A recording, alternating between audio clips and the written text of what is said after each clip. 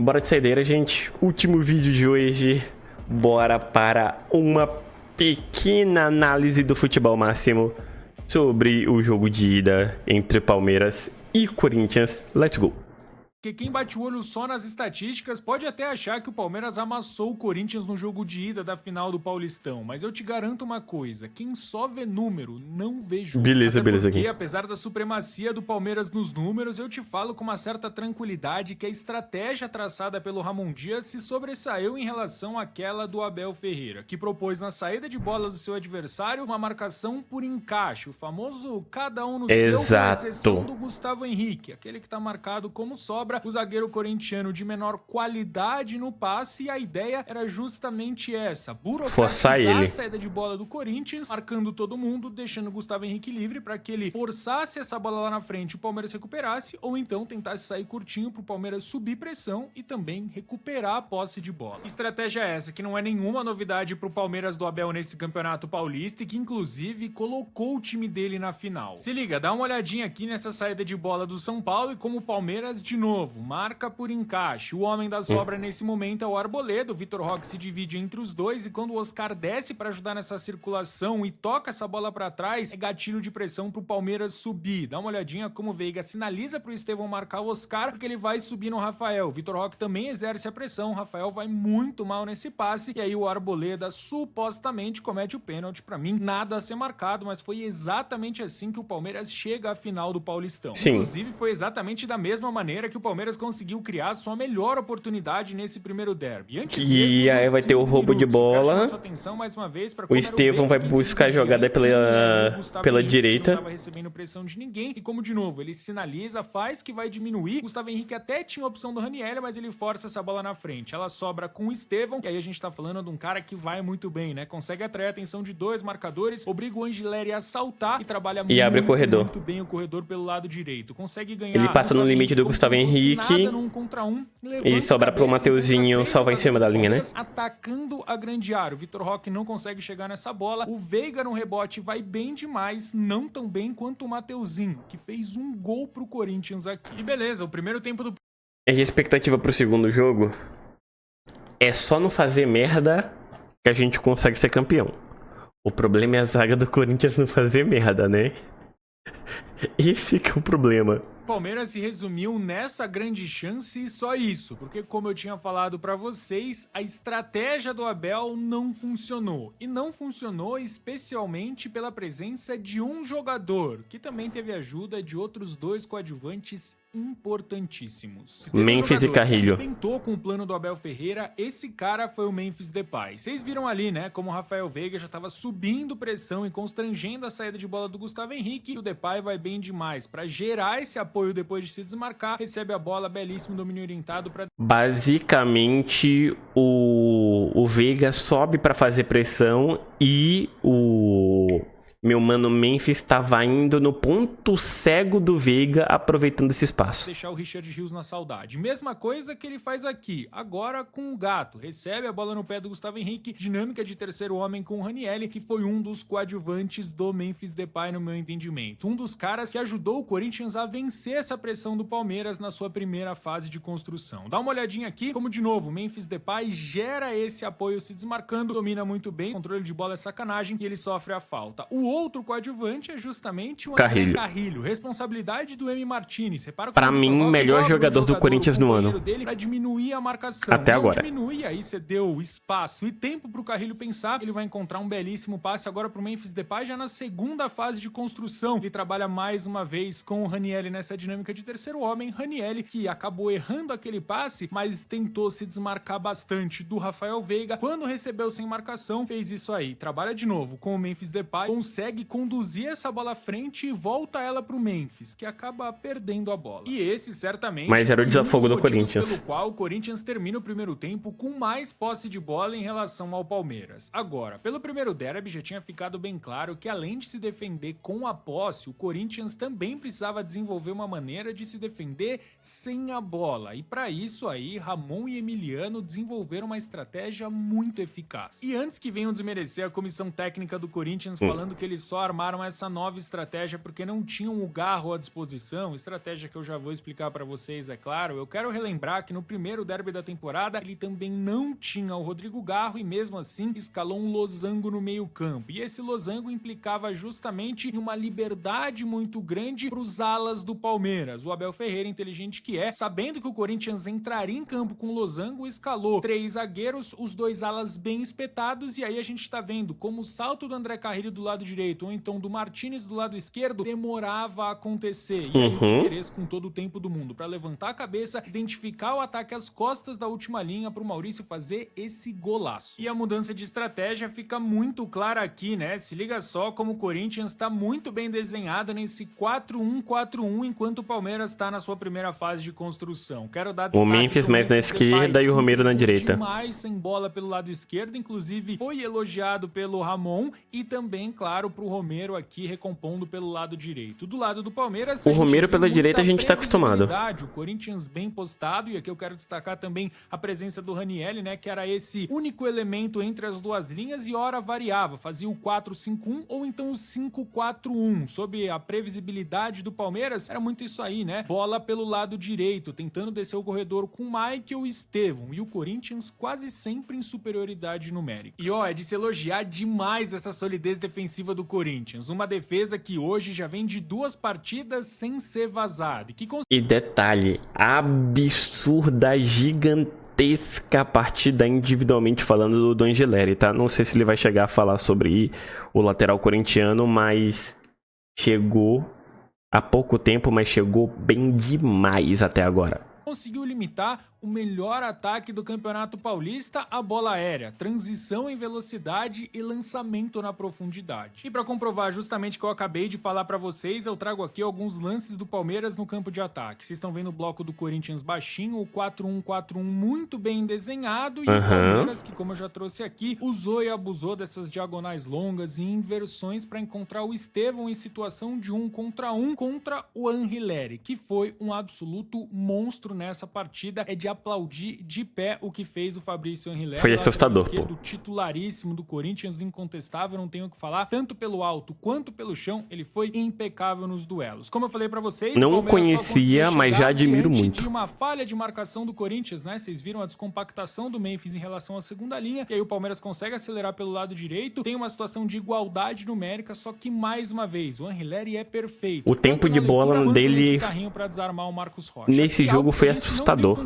O Palmeiras acelerando a bola, né? Um passe que pula uma casa do Murilo, e o Corinthians pouco pressionante. Exatamente por isso que o Richard Rios consegue encontrar esse cruzamento pro Vitor Roque, que cabeceia muito mal depois de ter conseguido atacar muito bem, é verdade, as costas do Félix Torres. E a outra Só que o corpo do Félix atrapalha. O Palmeiras conseguia chegar era justamente em transição. Passe pra trás é gatilho de pressão, e aí a gente vê, enquanto o Vitor Roque coloca o pé na bola, o Estevão já se movimentando. Essa bola sobra no pé dele, e aí sim, ele toma uma decisão equivocada. Podia ter soltado no Facundo Torres atacando as costas da última linha, mas ele optou pela finalização e o Hugo fez uma baita. Mano, essa bola era muito no Facundo. Aqui que foi a partir de mais um erro na tomada de decisão do Estevão que nasce o gol do Corinthians, marcado pelo Yuri logo aos 10 do segundo tempo. Mas também logo de cara eu quero deixar bem claro que ele pra mim é o menor dos culpados do Palmeiras, que cometeu uma sucessão de erros. Eu falo sobre a tomada de decisão porque o Estevão já tinha quebrado o pescoço, visto o Vitor Roque descendo pelo lado direito, mas ele tenta ir contra 3 adversários.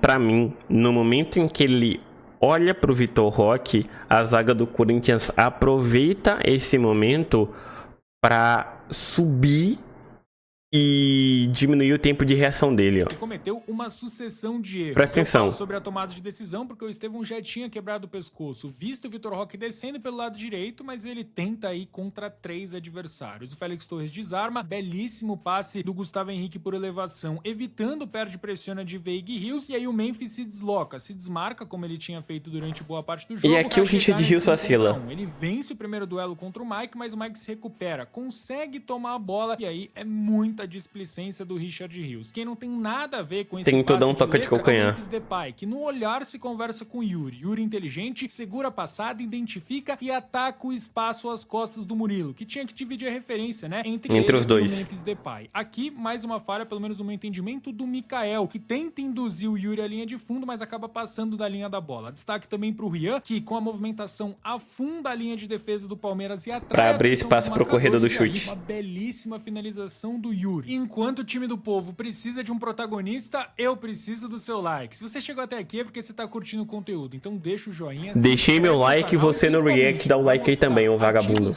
Deu like. Porque no Futebol Máximo tem muito Corinthians. Agora, voltando a falar de campo-bola, claro que eu quero saber a sua opinião aqui nos comentários, mas pelo menos no meu entendimento, o Palmeiras sofre o gol no seu melhor momento da partida, o que não significa dizer que a partir do segundo tempo a equipe do Abel Ferreira passou a construir com aproximações e posses de bolas mais longas. Não foi isso que aconteceu, até porque ao longo dos 90 minutos o Palmeiras não conseguiu fazer isso e claro, fica esse ponto de atenção pro jogo de volta, mas principalmente no segundo tempo eu senti um Palmeiras melhor porque o Corinthians errava bastante. A gente viu o erro do Gustavo Henrique e aqui, por exemplo, como o Corinthians se lançou ao ataque com vários jogadores e cede essa transição, situação de 1 contra 1 entre Estevão e Anrileri, um belíssimo passe da joia do Palmeiras e aqui o Mateuzinho vai bem demais nessa interceptação. Mateuzinho jogou bem também. Depois então que o Corinthians sai na frente, que a gente tá falando por volta dos 70 minutos já do segundo tempo, claro, o Corinthians passa a fechar melhor os espaços no seu sistema defensivo. Sim, Gansoca, mas a gente já tá no final do vídeo, né? Ainda menos espaços. Essa foi uma situação rara de 1 contra 1 que ele teve depois do gol marcado, que ele finaliza bem, mas o Hugo faz uma baita defesa. Faltando um pouco mais de 15 minutos pra cá. Esse foi o lance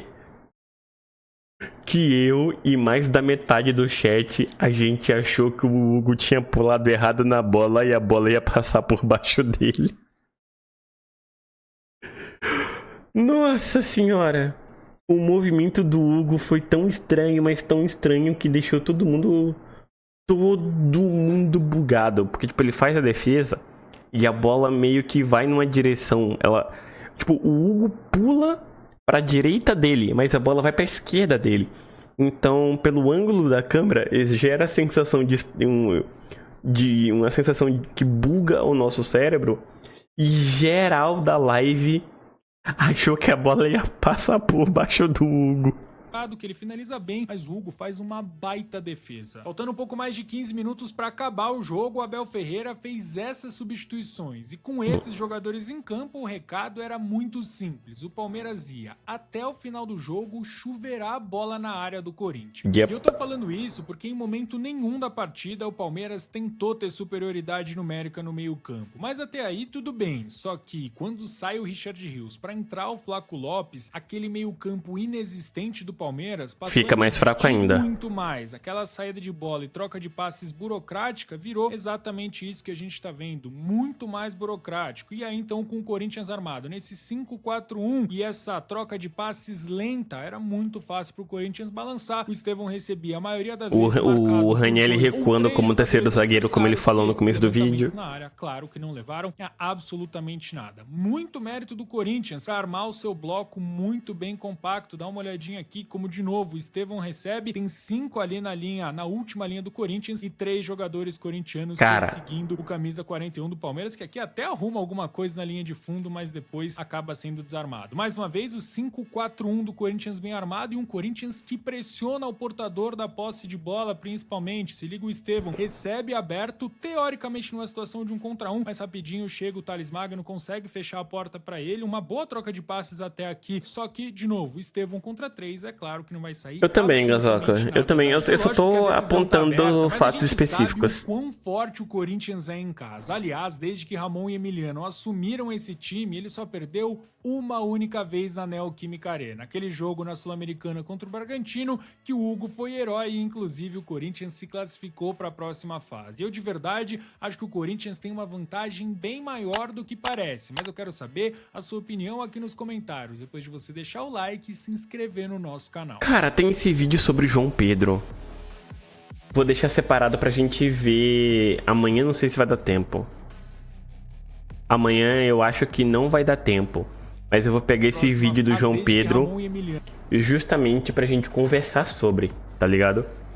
Porque pra mim tem certos aspectos sobre o João que muita gente do futebol, que acompanha o futebol brasileiro, não sabe porque ele joga num time de meio de tabela. Que é o Brighton, tá ligado? Só que eu tô de olho no Brighton, não tô dizendo que eu acompanho o Brighton de perto, não, tá? Mas eu tô de olho no Brighton desde 2023, tá? Não, calma. Desde o final de 2022, vai. Desde o final de 2022, ali um pouquinho antes do Trossard ser vendido pro Arsenal, tá?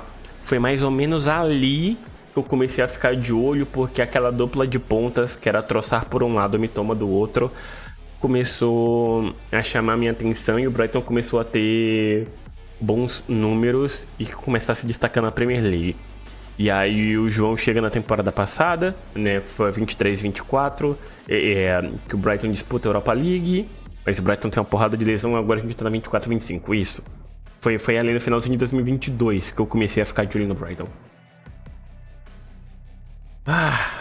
Mais um dia finalizado. Antes de mais nada, tá, gente? Obrigado pela companhia, certo? Até o próximo vídeo. E nos próximos dias a gente pega esse vídeo do João Pedro pra poder falar sobre, tá? Até a próxima e eu fui. Tchau, tchau.